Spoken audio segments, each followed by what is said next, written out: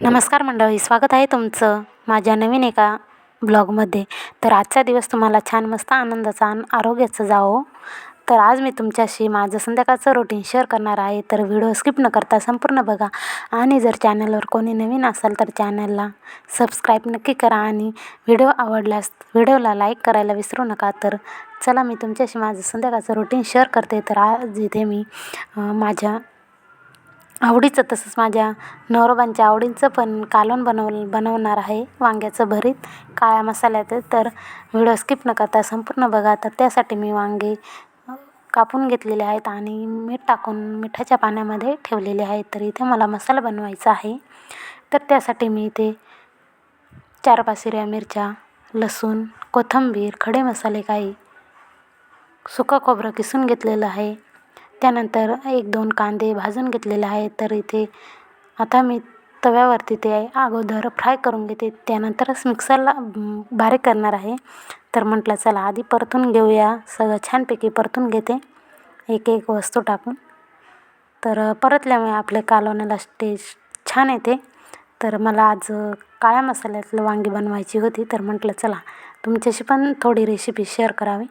तर त्यासाठी मी ते आता परतून घेते, त्यानंतर थोडं थंड होऊन देईल आणि त्यानंतर मिक्सरमधून काढून घेते. तर तुम्ही पण असं कोणी परतून घेत असेल किंवा तसंच बनवत असेल. आपला मसाला मी मिक्सरमधून काढून घेतलेला आहे. तर आता आपल्याला भाजी बनवायला सुरुवात करायची आहे. तर त्यासाठी मी इथे गॅस पेटवला आणि त्यावरती कढई ठेवली. तर त्यानंतर आपल्याला यासाठी सुके मसाले लागतील. तर त्यामध्ये हळद, लाल मिरची पावडर घरची, त्यानंतर काश्मीरी लाल मिरची पावडर, काळा मसाला, धने पावडर हे सगळं मी साहित्य घेतलेलं आहे. त्यानंतर मी आता कढईमध्ये 2-3 चमचे तेल टाकून घेते. त्यानंतर आपल्याला सुके मसाले टाकून घ्यायचे आहेत. त्यानंतर आपल्याला आपण वाटण केलेलं वाटण टाकून घ्यायचं आहे. तर ते वाटण आपल्याला छानपैकी तेल सुटेपर्यंत परतून घ्यायचं आहे. यासाठी मी आता हळद टाकून घेते इथे. त्यानंतर काश्मीरी लाल मिरची पावडर, त्यानंतर घरची लाल मिरची पावडर, धने पावडर आणि काळा मसाला टाकून घेते. ते थोडे परतल्यानंतर त्यामध्ये आपल्याला वाटण केलेलं वाटण घालून घ्यायचं आहे. ते छानपैकी मिक्स करून तेल सुटेपर्यंत आपल्याला परतून घ्यायचं आहे. तर आपल्याला हे वाटण छानपैकी तेल सुटेपर्यंत परतल्यामुळे आपले कालवणाला तरी किंवा छानपैकी येते. तर त्यासाठी मी ते आणि मसाला पण छान लागतो शिजवून घेतल्यानंतर जरा वेळ. तर त्यासाठी मी आता त्यामध्ये मीठ पण टाकून घेतलेलं आहे, कारण की आपल्याला हेच मसाला आपल्याला वांग्यामध्ये भरायचं आहे. तर त्यासाठी मी ते आता हे तेल सुटेपर्यंत परतून घेते. तर आता परतून झालेलं आहे. तर आता आपल्याला ते वांग्यामध्ये छानपैकी भरायचं आहे.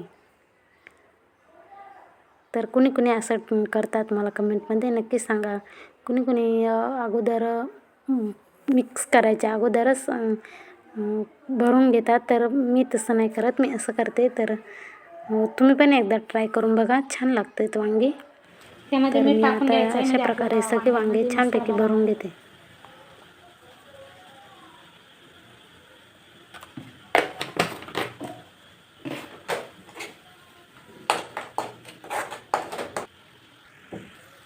हे बघा तेल सुटलं.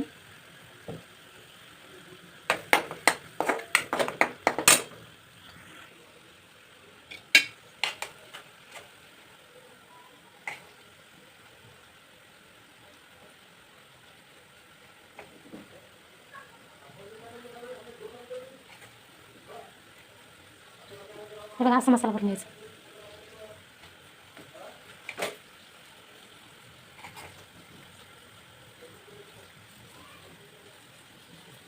कुणी तसं वेगळं भरतंय कच्चं.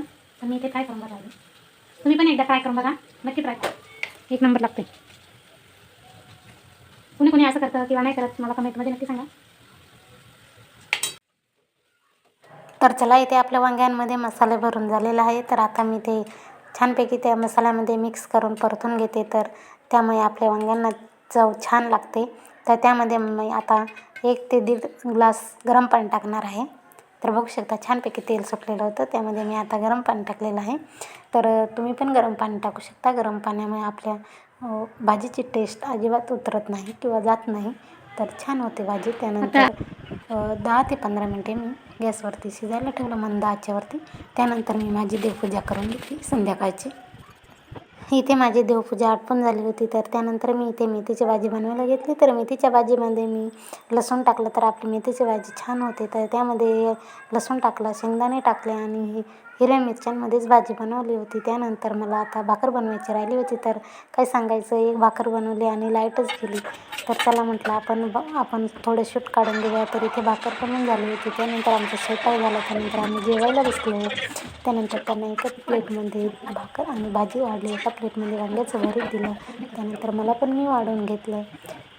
तर आमचं जेवण करता करताच आमचं फोटो काढणं, वांगे भरताचं फोटो काढणं ताटेमध्ये वाढलेलं होतं आणि बोलणं पण चालू होतं. तर इथे आमचं जेवण झालं. त्यानंतर इथे बघू शकता किचनवरती भांड्यांचा पसारा होता. तर म्हटलं चला आता पटपट आवरून घेऊया. तर बघू शकता इथे माझं भांड्यांचा पसारा आवरून झालेला आहे. तर व्हिडिओ कसा वाटला नक्कीच कमेंटमध्ये सांगा. व्हिडिओ आवडल्यास एक लाईक नक्की करा. चॅनलवर जर कोणी नवीन असेल तर चॅनलला सबस्क्राईब नक्की करा. चला तर पुन्हा भेटूया अशाच नवीन इंटरेस्टिंग व्हिडिओमध्ये. तोपर्यंत सगळ्यांना बाय बाय, शुभरात्री.